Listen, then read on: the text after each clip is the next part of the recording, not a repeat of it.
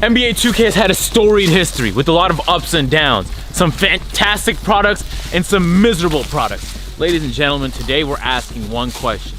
Which 2K was the greatest of all time?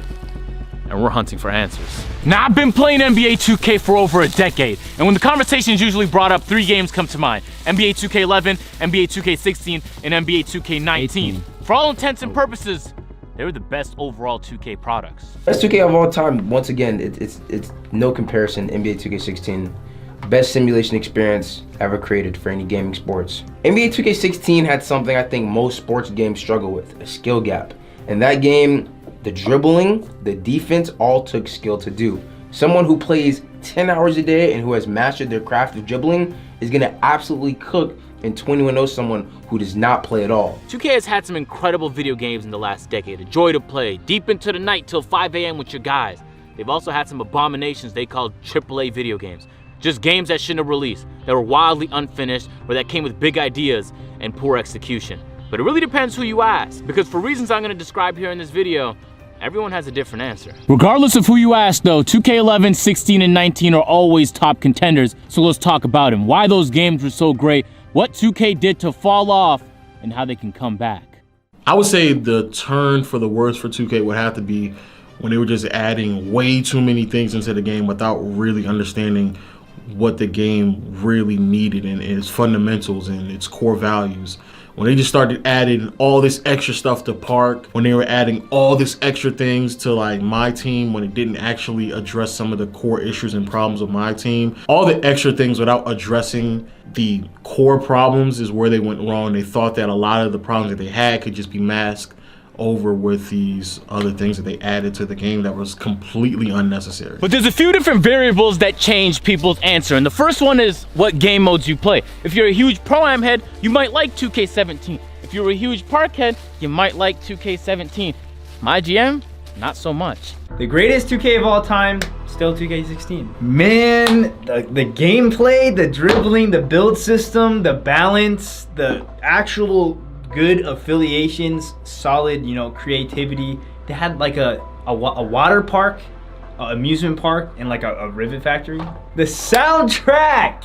Oh my, that's the only 2K I've actually played the soundtrack on like consistently. It also really depends what your first 2K was. If you played 2K16, you think it's the greatest, but you never played 2K11, you're missing context. And 2, you tend to have fond memories of your first 2K. Even though 2K10 was the first one I played seriously, I have fond memories. I mean, my memories will lead me to believe it was better than 11, even though we know that to not be the case. It also really depends how many 2Ks you've played. There's a term used to describe this called franchise fatigue. The more you play a certain franchise, the more you get tired of it. So even if they're putting out the same level of output and innovation, you're not as surprised by it anymore. It's not as new to you as the first one you've ever played. And so the more you play, the likelihood that franchise fatigue sets on you is significantly higher. 2K would have to go back to the basics. If 2K wants to come back to peak level of relevancy, if they want to come back to that fun game that we all fell in love with playing, they're gonna have to go back to the basics and fix a lot of core mechanics, bring back this simplistic gameplay that made a lot of people fall in love with it. And then from there, when you are able to establish that, then you can continue to add on, the sprinkles, but you have to go back to bringing back what actually makes the game matter, which I believe is gameplay. It also really depends if you equalize for expectations. In NBA 2K10, when they introduced the My Career, everybody was excited with the new story mode. Now we're used to it. 2K21 Next Gen, that's to be expected. In NBA 2K14, the same happened. They introduced a park. Now if we don't get new parks, it's something to be disappointed about. So if you don't equalize for expectations, NBA 2K11 is not gonna be the greatest of all time to you. Well, it's true. The series has come a long way since NBA 2K11. There's a lot more depth now. There's a lot more to the game between My Team and the new and improved Pro-Am that they used to call the Crew. They got Play Now Online, they got a Park mode, they got a 3v3 Pro-Am, and the list continues to go on and on. But those who played NBA 2K11 back in the day remember it was very innovative, and at the time it had depth. I think what makes a good 2K game is fun. That's we play games to have fun. A skills gap. I think it's frustrating for a game that, you want to play a lot to not have a skills gap, because then you kind of feel like you're playing for no reason.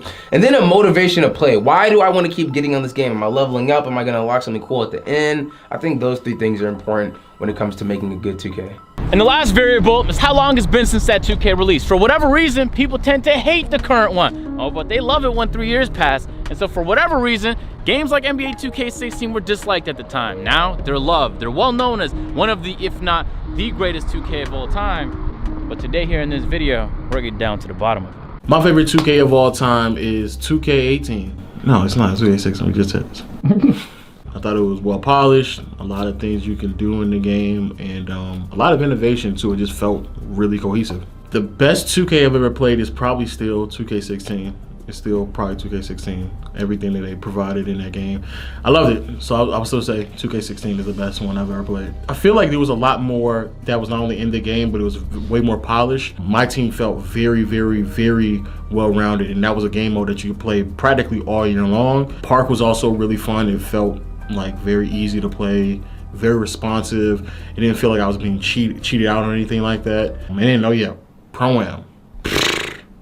I put together a weighted rankings with 4 different criteria to determine whether 2K11, 16, or 19 was the greatest 2K of all time. The 4 criteria include how fun the game was to play, the overall experience of playing the game, the gameplay, and how much depth the game had. First up is experience, and that's the servers. And when you join your friend on your phone, did you join it on the first time? Small quality of life stuff that make the game fun to play. Next, gameplay. Gameplay is vital. I mean, just ask NBA Live what it looks like to drop a game over and over again with bad gameplay. It's not fun, which leads us to the next one, fun. Gameplay can be great, but is it an enjoyable experience and worth playing? And last but not least, depth. Some NBA 2K games just have more depth than others, and that really just comes down to replayability. How can they come back? Yeah. It's actually quite simple. They can't. I'm so serious too. I'll catch you later. And regardless of which NBA 2K was the greatest 2K of all time, the point remains. NBA 2K21 Next Gen was just not it. It lacked on a lot of the criteria, man. It wasn't really much fun to play. The experience was absolutely atrocious. The gameplay felt bare bones and lackluster. And most importantly, didn't have much depth. The replayability is by far, in my opinion, like the best aspect to what can make a really, really good 2K game. Because if you fall out of love or you fall to this like lull of playing 2K over and over and over again, it doesn't feel like new to you, or it doesn't feel like something you want to come back to. So if it's not replayable when they do those small little tweaks, then they can just really ruin the game, because at that point I can just go back to the previous iteration. So replayability to me is what makes a 2K game really great. There's an interesting paradox I want to bring to your attention. For a video series I was shooting, I had an opportunity to play the entire NBA Ballers series. Played the first one, was stunned at how fun the arcadey basketball experience can be. Played the second one, even better. Gameplay was smooth, silky, enjoyable, fast-paced. Then I played the third. They had some big ideas, but the execution was poor, and the third one was a flop, ladies and gentlemen. NBA Street 1 and 2, great time. 3, not so much. It almost seems as though developers try and do a little bit too much, and it ends up bogging the game down with clunky mechanics that make the game unfun to play.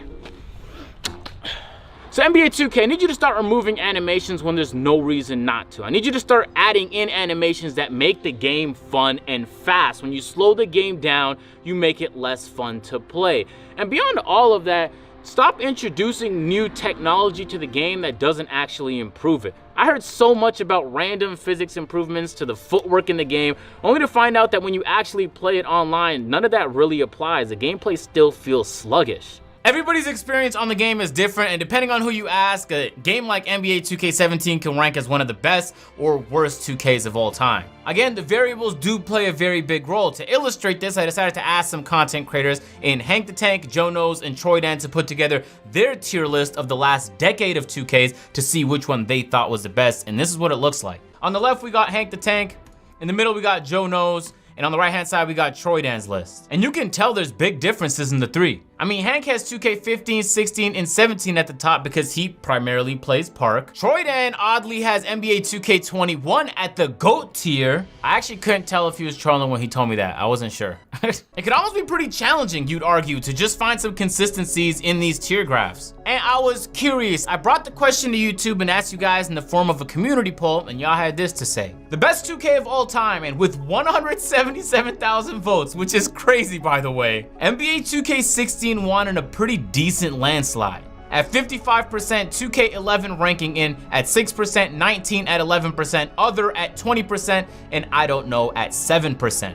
King Superior put up a good point. He said, most people on this list have never even played 11. That's why it doesn't have a lot of votes. And again, depending on whether 2K19 or 11 or 16 was the first 2K you played, the 10th 2K you played, depending on which game modes you played, because of course those vary, and all the other variables all played a role in how 2K16 won this in absolute landslide. I need you to make sure that quality of life improvement, the small stuff that make the overall experience fun, are adjusted. I need you to make sure that games matter and there's ranked modes and good leaderboard systems so that you can grind and you have an incentive to get better and play the game and level up in the leaderboards.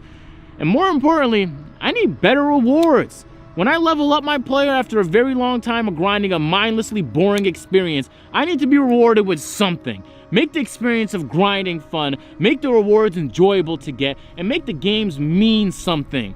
That's how you make a good basketball product. I decided to put together a weighted score, so gameplay and fun get 3 times multipliers, and depth and experience get 2 times multipliers. So once you input in all of the numbers, you get the weighted score. NBA 2K11 gets a score of 85. That's really good. NBA 2K19 gets a score of 82. That's solid. But what I think a lot of people are starting to realize as the years go on, and was made very apparent even in this weighted scale here, is that NBA 2K16 is the greatest 2K of all time with a grand score of 98. It didn't matter whether you played my team or my GM, or it could be Pro-Am or Park. You had fond memories of the game. You had a lot of fun. The gameplay was there, and the overall experience just felt whole. For a long time, it was kind of just like a question mark in my head, but to actually have an answer, it feels odd. And so the objective is pretty simple. If 2K can make the next 2K look a lot more like NBA 2K16, we'd be in a much better place.